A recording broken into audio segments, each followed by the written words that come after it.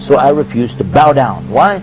Because I'm better than him. I am better than Adam, and I refuse to bow down to him. Arrogant. By so doing, he disobeyed Allah.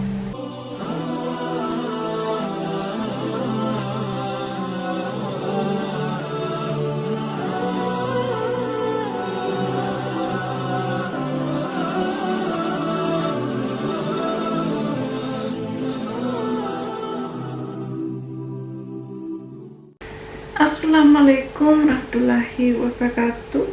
Welcome back to my channel, my brothers and sisters. I'm Annabi, and in today's video I will be doing a reaction video. This video was recommended for me to react to, and I thought that the title was very interesting, something that a lot of people think about.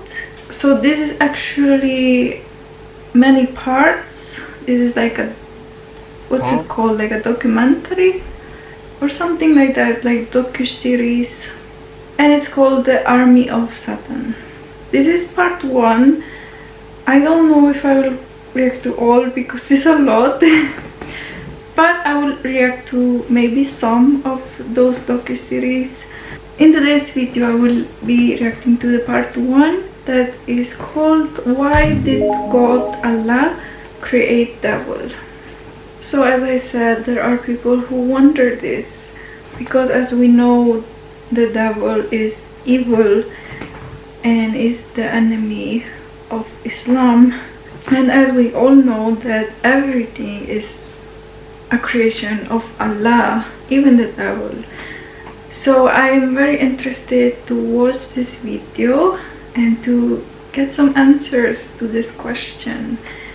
So without further ado, let's just start this video right now.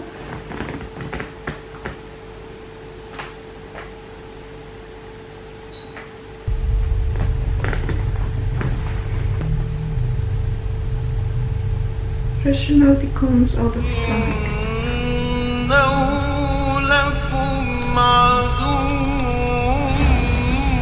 The Army of Satan series. Okay. Who is this devil? Is he real? Or is it a figment of your imagination? Or is it just something in philosophy? According to the Quran, he's very real. Substance is real, you just don't see it. He lived before us, he's still alive today. That's an amazing subject right there, isn't it? Yeah. That's amazing. The word shaitan is derived from the root shaitan, means impure and base. Shaitan refers to an entity that is rebellious, irrespective of whether it is of humans or jinn. It is also said that it means a nefarious soul who is distanced from Allah subhanahu wa ta'ala and from the truth. So shaitan is in both forms, the jinn and the humans, as Allah subhanahu wa ta'ala says.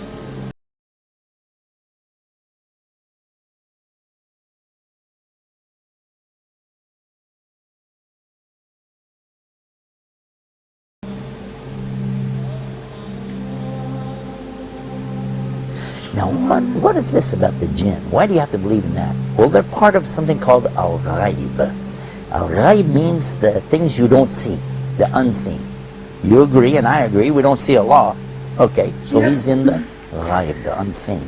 We agree, there are angels, and you don't see them. They're in the ghaib, unseen, made out of light.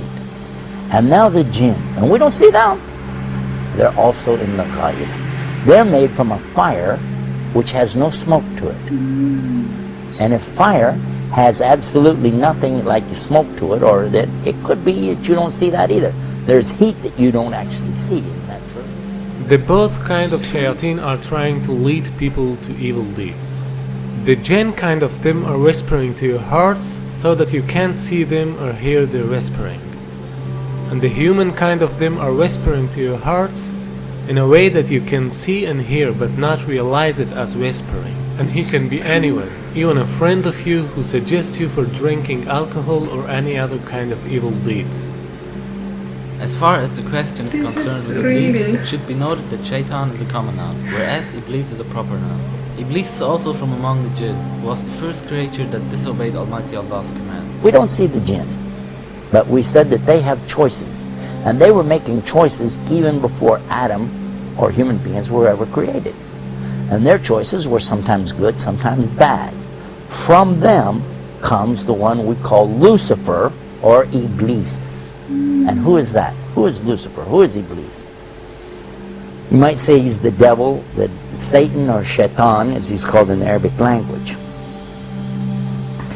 But actually, he started out as a worshipper of Allah. And he was worshiping and praying to Allah and extolling Allah to the extent that Allah raised him up to be even with the angels. Now remember, this guy Iblis is not an angel, but he was worshiping alongside of them because of his ibadah or worship, being so lovely, and Allah raised him up, you see. But then what happened? And this is an important story.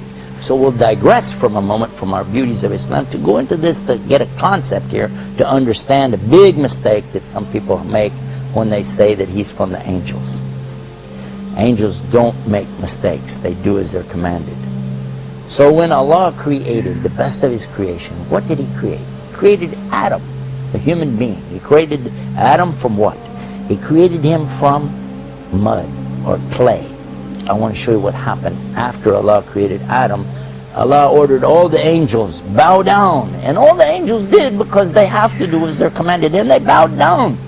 All of them bowed. Except Iblis. He didn't bow down. Now if you read this in context, you understand that he was not an angel. But if you just read the words, all the angels bowed down except Iblis, you'll say, well see, that means he was an angel. But otherwise, in the Quran we find in other places that Allah said he wasn't an angel, but he was from the jinn, and he's created from smokeless fire. And that's exactly what he said. You created Adam from mud, but I'm created from something better, from a smokeless fire. So I refuse to bow down. Why? Because I'm better than him. I am better than Adam, and I refuse to bow down to him. Arrogant. By so doing, he disobeyed Allah. And whoever disobeys Allah, he's in trouble. But especially if he does it out of his arrogance and his pride. I refuse to obey because, I know better. And in this way, he put himself in the worst possible condition with Allah. Allah condemned him to hell forever. And he said, I don't even care. Just let me take him, meaning Adam, and his children along with me to hell. What? For what? Because of this thing called pride or arrogance. Kibr in the Arabic language. And what is kibr? And kibr is something comes from kabara. Kabara is the root of the word akbar. And only Allah is akbar. Allah is greater and greater and greater than anything. But a human being has no right in front of Allah or anything it's created. The jinn, the angels, nothing have the right to come in front of Allah like this and say, who am I? I'm this, I'm that. No. Allah give you a commandment. You do it. Now the important point is that everyone thinks that it is because of Shaitan that we commit sins. That's why they're asking some questions like, why Allah created Shaitan? Or why Allah didn't finish Shaitan so that we wouldn't commit sins? Here's a misunderstanding. Shaitan cannot do anything more than whispering. To make it more clear, let's ask a question. Before Iblis became Shaitan, there was no other Shaitan, right? So who told Iblis to disobey Almighty Allah's command? Here's the point. There was no Shaitan before him. He did it because of his nafs. Suppose that even if there was no Shaitan, still we'd have nafs. So we'd commit sins. Because this world is a test for the mankind and the jinn kind. Now same as the case with Iblis. He's also in this test because he is a jinn and he has nafs. So Allah subhanahu wa ta'ala didn't create him as Shaitan. Rather he himself chose to be Shaitan. Not only Iblis but all the other shayateen are choosing to be Shaitan by disobeying Almighty Allah's order. Now, what happened next? Well, that's when Allah told Adam that he could have anything that he wanted in all of the paradise. Go ahead, enjoy it. But there's one tree, don't eat from it. Of course, you know what's going to happen. And the devil came to him and to Eve and got them to eat from that tree. And they were cast down because of that. But Allah knew from the beginning they would eat from it. That's why Allah put it there. Because this life, and this is the whole reason for me telling you this story, so you can get this one beauty of Islam. to understand this one thing. This life is nothing more than a test. The obvious point is that Iblis was the first of all shayateen. Therefore, he is the leader of them. And all shayateen are tools for this test, even though they are also giving tests.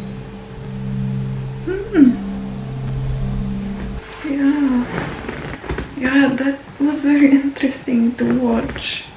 I find this very interesting because people, they want to blame on Shaitan and say that, oh, Shaitan made me do it and this and that, but we have control over ourselves, and that is very important to know that we are the ones making our own decisions.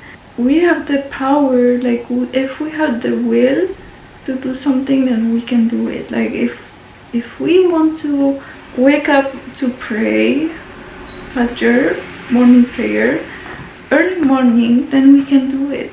It's all up to us. And yeah, like we have no one to blame.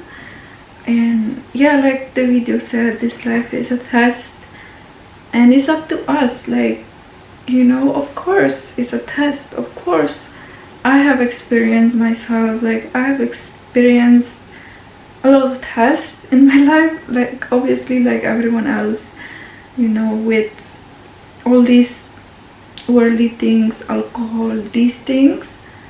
And this is a test, especially I'm living in a non-Muslim country. Is it's a minority here, and everyone is pretty much doing the same things, and we will be rewarded for not doing it, obviously. Yeah, it's just nice to learn about Shaitan and why Allah created Shaitan. It's really good to educate ourselves about this topic, because I know Allah did not have like bad intentions that, oh, I'm gonna create him and just make him ruin people. And no, it's not like that at all. He was created and he was arrogant, and that was himself doing it. So yeah, that's what I learned from this video, and it explained a lot for me. So I think these series are going to be very interesting. It already started well, so I am a little bit curious about watching the other ones. So inshallah I will do that. Thank you all for watching this video. I hope you all enjoyed it. If you did, give this video a thumbs up, and don't forget to subscribe for more videos, and then I hope to see you all in my next video, inshallah. Assalamu alaikum.